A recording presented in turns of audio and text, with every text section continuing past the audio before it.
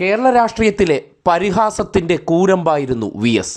ആ വാക്കേറ്റ് ചിതറാത്ത നേതാക്കന്മാർ അന്നത്തെ കാലത്ത് തുലോം തുച്ഛവും, പ്രത്യേകിച്ച് UDF നേതാക്കന്മാരെ.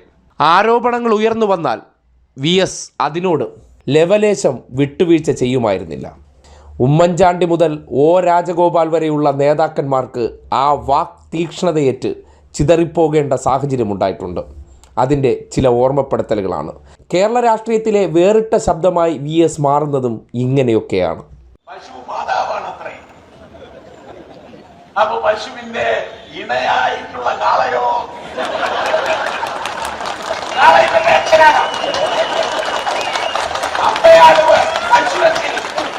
അമ്മയാണ് പശുവെങ്കിൽ കാളയുടെ അച്ഛനാണോ?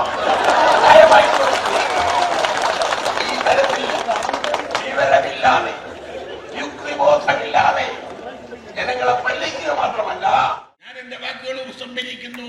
നിങ്ങൾക്ക് എന്റെ അഭിവാദനങ്ങൾ.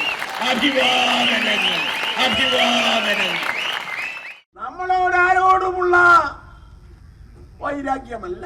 മോഡി ഒരു കൊല്ലമായി പ്രധാനമന്ത്രിയായി തുടരുകയാണ്.